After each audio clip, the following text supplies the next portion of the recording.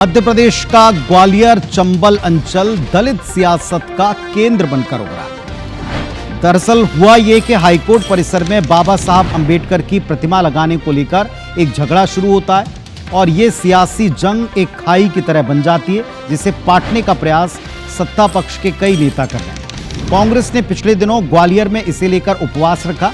शनिवार को CM doctor Mohan Yadav ने 84 गांव में अंबेडकर धाम की बुनियाद रखी, पर क्या इससे वो सब डैमेज कंट्रोल हो पाया? इस रिपोर्ट में देखिए।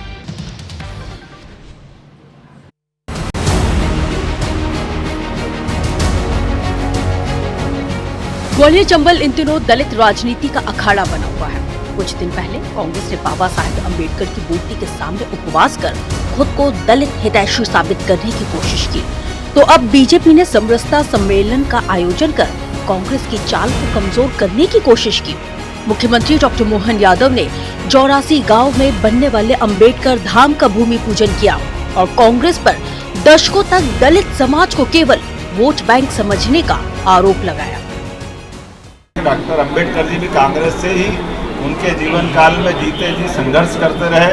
उनको अपमानित करने का काम कांग्रेस ने किया और कांग्रेस ने अपने शासनकाल में ना उनकी महू की जन्म स्थल पर कोई एक ईंट लगाई, ना अंबेडकर जी के बारे में बाकी कोई योजना चालू की।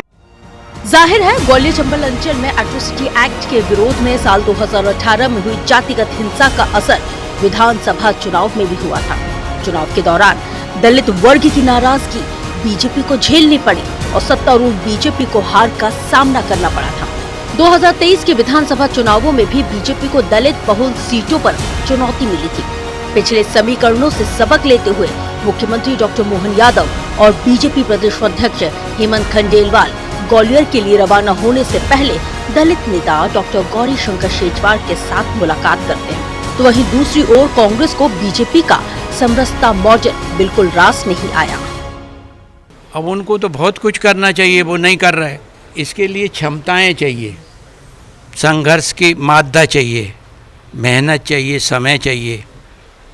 तो जो ये करेगा वो ऊपर उठेगा। समरसता बनती है तो चाहे आरक्षण की बात हो, चाहे किसी वर्ग के सम्मान की बात हो, चाहे अंबेडकर की मूर्ति की बात हो। भारतीय जनता पार्टी नहीं चाहती देश और प्रदेश के अंदर की सभी समरसता है।